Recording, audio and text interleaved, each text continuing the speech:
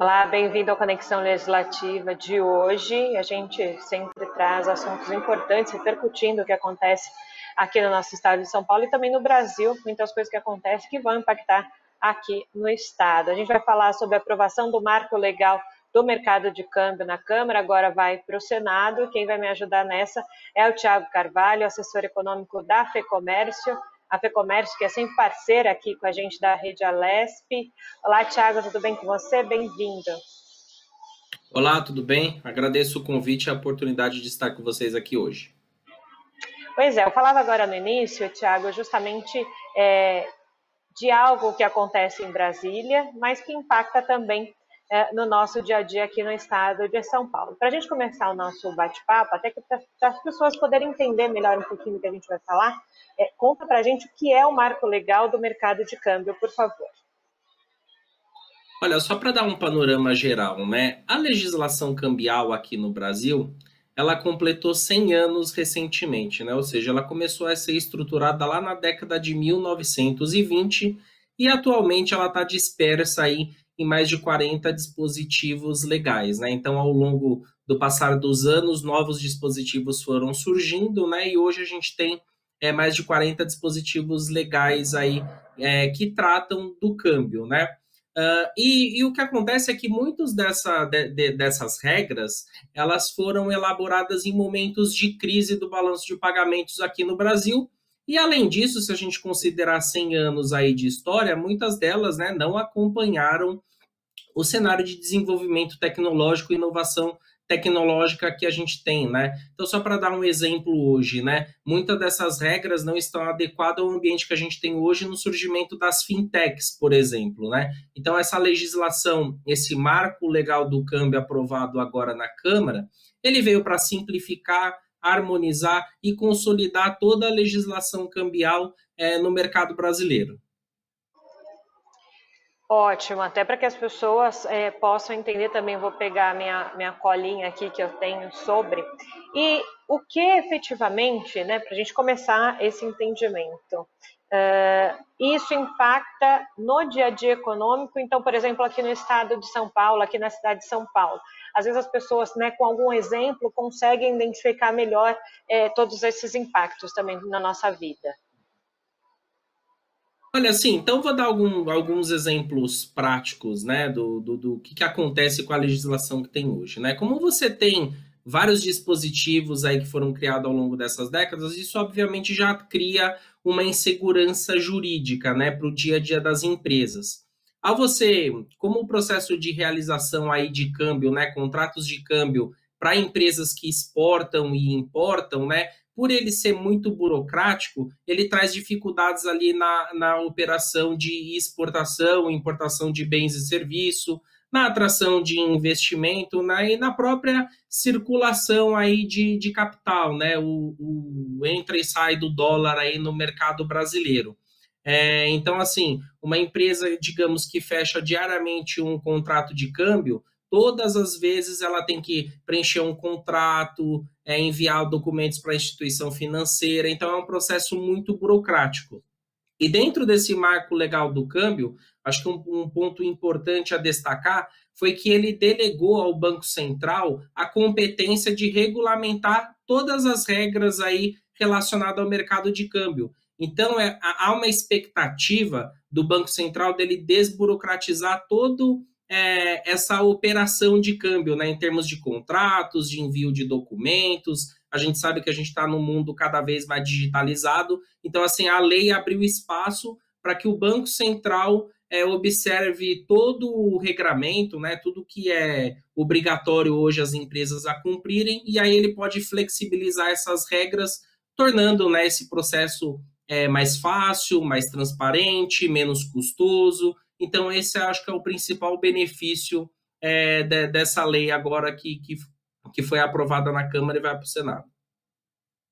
Agora, o que me parece, e talvez seja uma palavra muito usada nesses últimos tempos, que é a questão da desburocratização, né? Se fala muito em ajudar empresas e empreendedores a agilizar todo o seu processo. Me parece que no caso do câmbio, também seja algo parecido, né? Que dependendo do empreendedor na cidade de São Paulo, no estado de São Paulo, né? Estou falando de São Paulo porque nós estamos aqui no estado de São Paulo.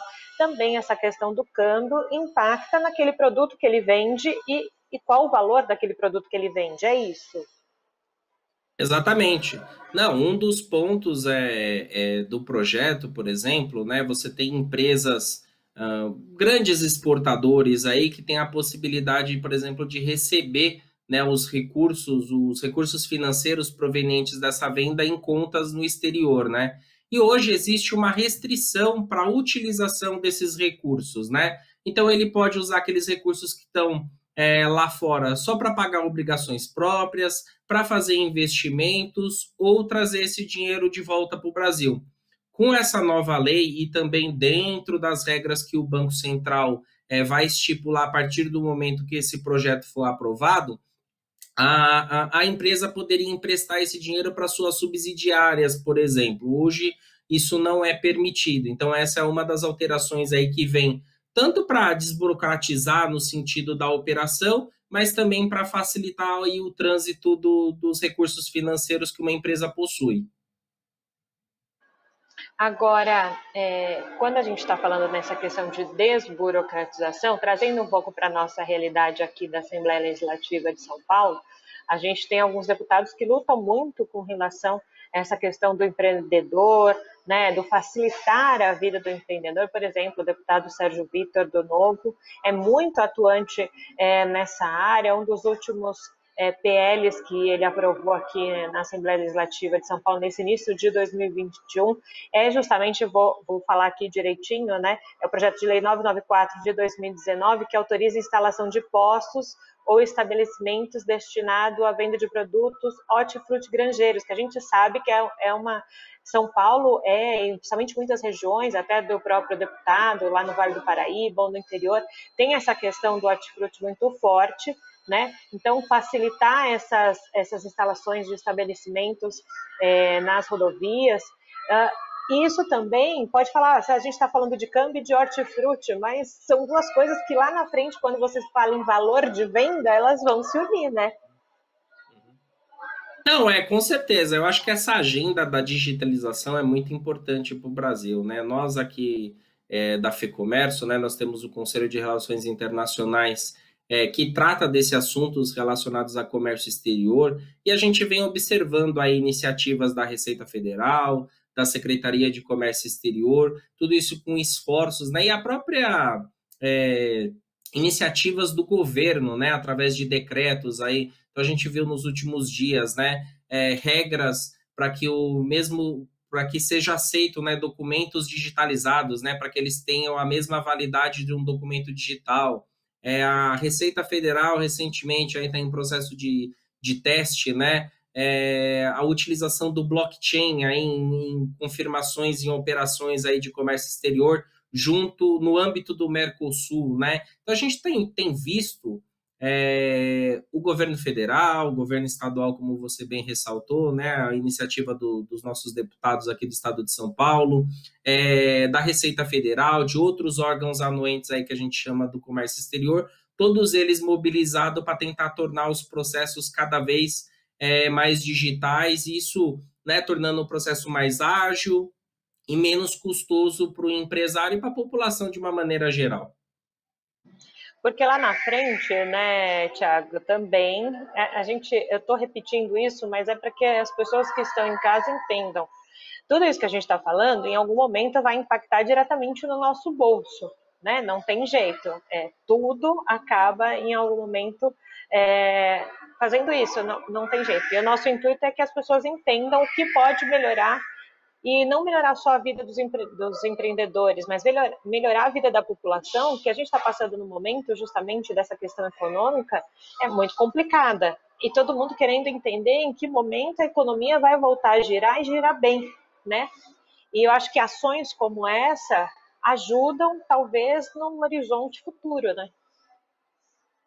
Exatamente. Não, eu acho que uma das lições aí da pandemia, né, foi essa questão de agilizar esse processo de inovação e digitalização, né? Eu acredito que o fato, né, de todos nós estarmos trabalhando de casa, e a dinâmica das empresas mudou, né? Então, acho que isso chamou tanto a atenção das empresas de acelerar transformações dentro dela, mas também do próprio poder público, né? De facilitar a vida das empresas e da população, de proporcionar, né, essa inovação tecnológica, digitalização, de facilitar os processos no dia a dia, e com certeza isso vai gerar redução de custos, menor burocracia nos procedimentos, e aí essa economia de custos que a empresa vai ter, com certeza pode ser repassada para o consumidor, e a população, de uma maneira geral, vai se beneficiar desse movimento. Agora, eu até abri o site aqui da FEComércio para repercutir algumas questões que eu acho que vai de encontro também com a gente, com o que nós estamos falando. Tudo bem que a linha geral é o marco legal do câmbio, mas, enfim, isso nos dá a possibilidade de repercutir as outras questões. A gente está falando de um marco, de algo para ajudar, então, a economia, mas, ao mesmo tempo, a gente vê, e é uma crítica do próprio presidente da FEComércio com relação à elevação dos impostos, as questões de ICMS. Como é que fica isso? Como é que se regulariza, ou se regulamenta, ou se ajuda nesse momento com relação a isso? A FEComércio, não só no caso do ICMS, né, mas aí abrindo para o campo de discussão da reforma tributária, a gente se posiciona de maneira contrária a qualquer aumento de tributos, né? O Brasil já a população brasileira, aí, considerando a nossa renda, né, já é um dos países com a maior carga tributária, né? Então, a nossa carga tributária já é altíssima, comparado com demais países emergentes. Então, a gente se posiciona de maneira contrária a qualquer aumento de tributos. Até porque experiências passadas, né, nos dizem que um aumento de tributos agora vai refletir em aumento do gasto em um momento futuro, ou seja, não vai haver um esforço do poder público de redução de despesas. Então, a bandeira que a gente defende é uma reforma administrativa, né, que vai resultar em diminuição dos gastos ao longo dos próximos anos, e a gente acredita que o ajuste deve vir disso.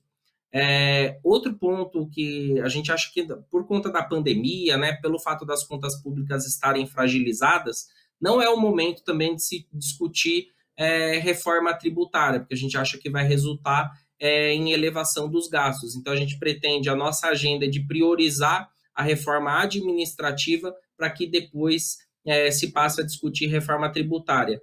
Se acho que o Congresso começar a discutir uma reforma tributária, a gente defende nesse momento uma agenda de simplificação dos tributos, né? Então, a gente tem estudos aí internacionais que mostram que uma empresa, dentro do processo ali de pagamento de tributos, fica quase 2.000 horas ali para cumprir todo o procedimento de pagamento de tributos. Então, a gente observa que uma simplificação do processo tributário é o mais adequado nesse momento. E tudo isso num momento, né, a gente está discutindo, né, Tiago, tudo isso num momento de instabilidade econômica, né? Nas últimas semanas saiu uma prévia também, né, do nosso PIB, muitos pensaram que seria pior do que foi, talvez tenha ficado ali na média, mas você, como economista, como alguém que olha os números também com um olhar diferente do que nós aqui, qual o cenário que você vê nesse momento para crescimento econômico efetivo do Estado de São Paulo e do Brasil? Em que momento realmente nós estamos?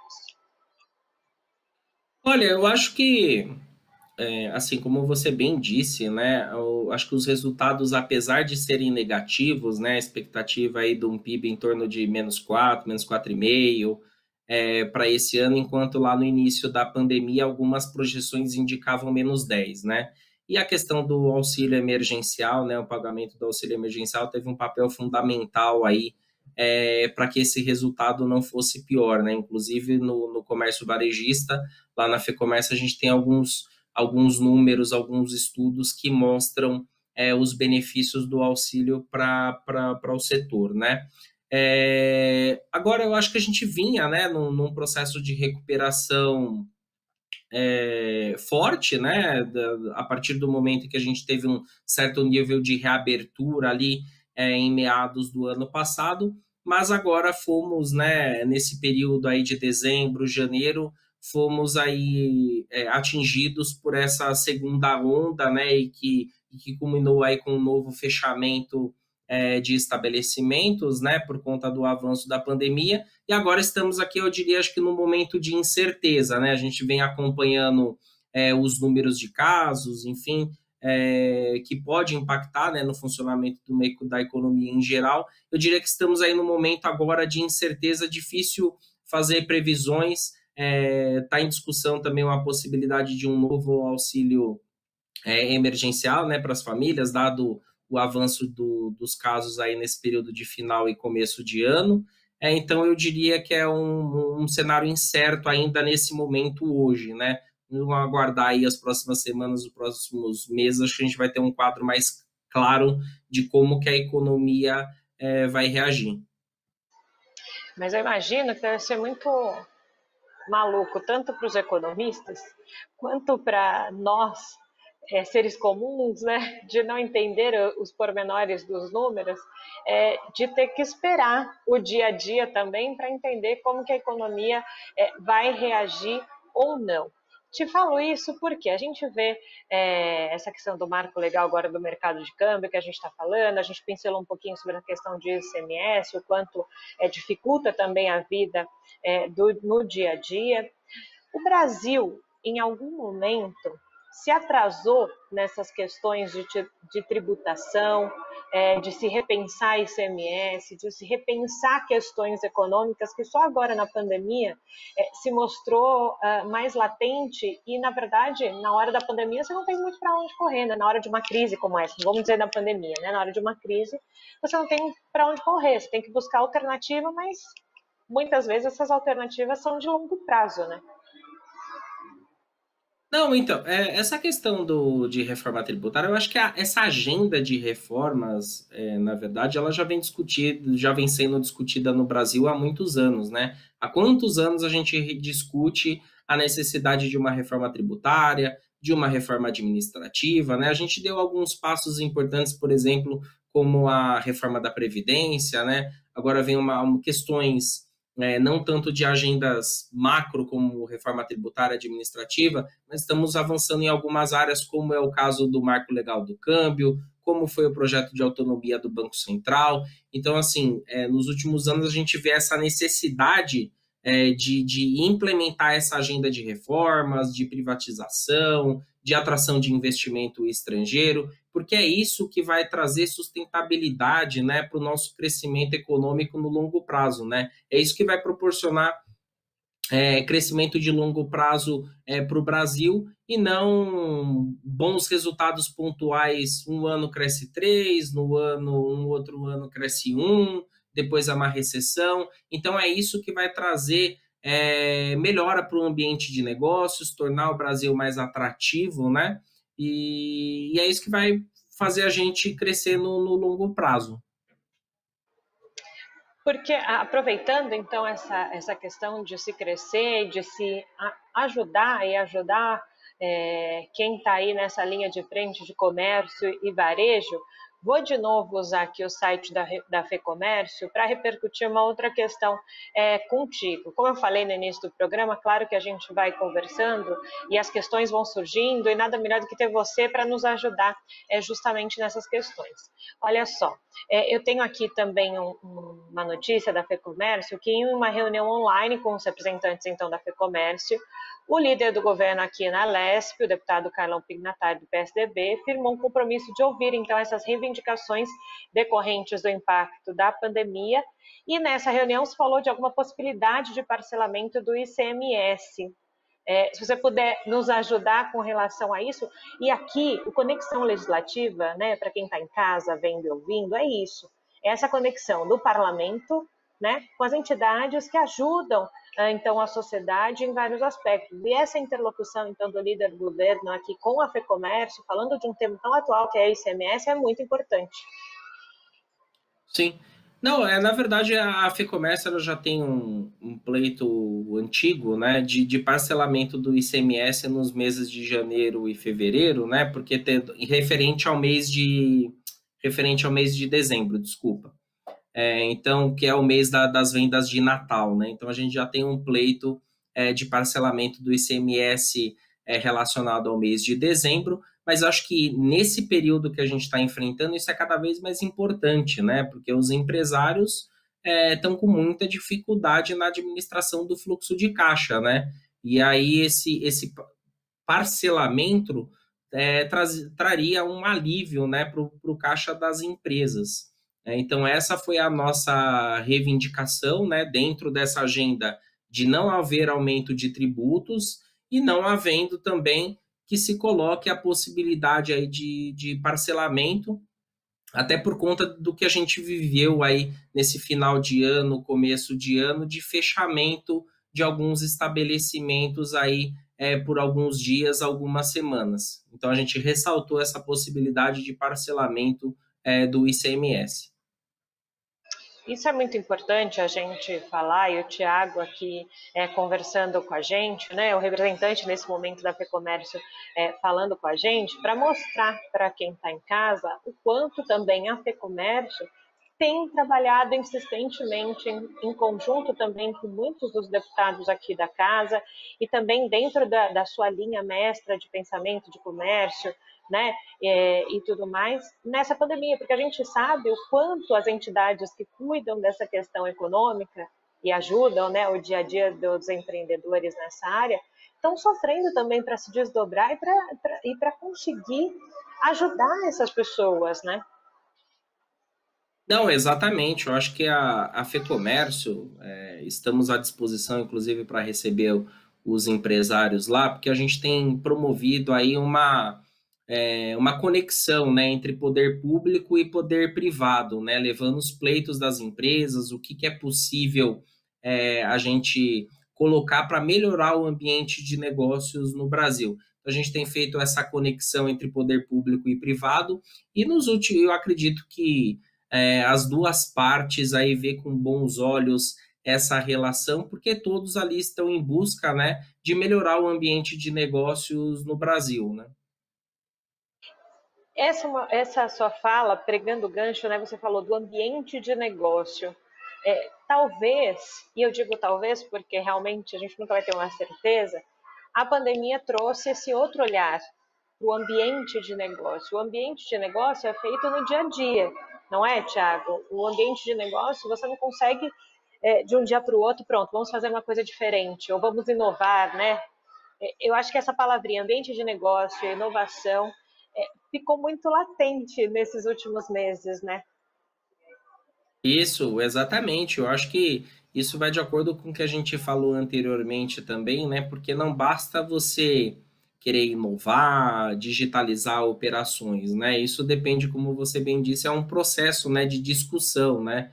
Então, se o governo quer facilitar, por exemplo, digitalizar ali o processo de abertura de empresas, de recebimento de documentos, né, de cumprimento de licenças, tudo isso, né? E dentro da empresa também, né? Passando ali para dentro da empresa, construir um site, atender o meu cliente por rede social, pelo WhatsApp, enfim, tudo isso demanda, né, planejamento.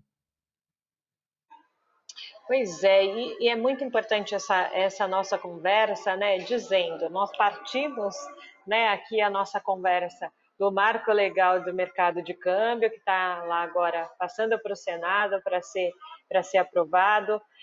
É algo que vem a nível federal, mas que vai impactar no nosso dia a dia aqui também no estado de São Paulo. E também a gente precisava repercutir isso com você, essas outras questões, né? A gente parte de um princípio dizendo dessa novidade, mas também no nosso dia a dia muitas outras coisas vão acontecendo, né, Tiago? Por isso que a gente gosta de conversar com quem entende, né? Porque olha, vou ficar pensando aqui. Que vida difícil esses últimos meses para o economista também, né? Antes da gente finalizar a Conexão Legislativa. Ah, não, foi bem complicado mesmo, né?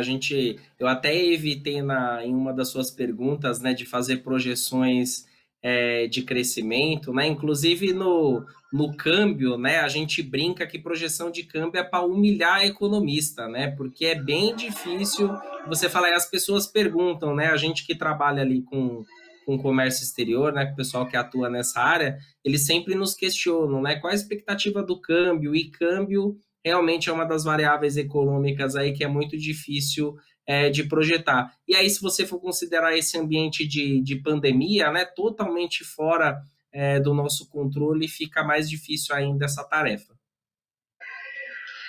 Pois é, isso é verdade, né? Então, eu acho que também o nosso lado, nós jornalistas, temos que parar de perguntar qual é a projeção, qual é a expectativa. Vamos pedir análise, que é muito mais fácil nesse momento, do que tentar projetar alguma coisa que realmente se tornou assim difícil, né? Tanto no lado da vacinação, da pandemia, se tornou difícil dizer como é que vai ser o dia a dia, também por esse lado econômico, infelizmente, né? Esse lado econômico a gente vai conseguir entender mesmo daqui a algum tempo. Hoje é muito difícil você dizer, olha, vai ser assim a economia, vai piorar, vai melhorar. Infelizmente também, Thiago, a gente depende muito do como vai ser a vacinação, né? Muitos especialistas têm dito que o Brasil precisa vacinar mais, né? E também vai depender disso, né? Infelizmente. Exatamente, eu digo que é muito difícil, né? Como eu falei, a gente acho que está agora no momento de incerteza e é difícil a gente trazer até um número, né, sobre crescimento econômico aí para esse ano, porque a gente vê alguns setores muito bem e outros ainda muito mal, né? Então, durante o ano passado, né, numa expectativa em um cenário de taxa de juros baixo, né? Então a gente tem boas perspectivas para o setor imobiliário, por exemplo, que é um setor muito importante na nossa economia. O comércio varejista reagiu muito bem também ao longo do ano passado, né? Alguns setores, né? Por conta do auxílio emergencial. Mas o setor de serviços, por exemplo, né? Muitos deles demandam o contato social, né? Então a gente vê um cenário muito difícil para esses setores. Dentro do comércio varejista, né, o setor de vestuário, de calçados, de acessórios, um momento muito difícil. Então, é complicado a gente trazer um panorama da economia de uma maneira geral, sendo que a gente vê essa disparidade de desempenho entre esses setores. Então, de um lado você tem setor imobiliário, setor de supermercados, setor de farmácias muito bem, e do outro você vê o setor de serviços, o setor de vestuário ainda com desempenho muito abaixo, né? O setor de turismo, né, que é muito grande aqui no Brasil também, envolve o transporte aéreo, hoteleiro, enfim, então é muito difícil fazer previsões nesse momento. Mas Pois é, falando Thiago. um pouco da... Oi? Não, pode falar, pode falar. Não, e eu não tenho dúvidas, né, de que quanto mais a gente avançar aí na vacinação, mais rapidamente a gente vai sair desse cenário de incerteza. Perfeito. Tiago Carvalho, assessor econômico aí da FEComércio, eu quero te agradecer. Te agradeço, então, pela sua contribuição aqui na Conexão Legislativa. Para a gente é muito importante ter vocês aqui com a gente. Imagina, eu que agradeço, estamos sempre à disposição lá na FEComércio. Perfeito. Então, você que está em casa acompanhando a Rede Alesp já sabe o que eu vou falar, né? Terminou o programa, corre lá no nosso canal do YouTube, reveja esse programa tão importante falando sobre a economia nesse momento de pandemia. Eu fico por aqui, a gente se encontra logo mais. Tchau!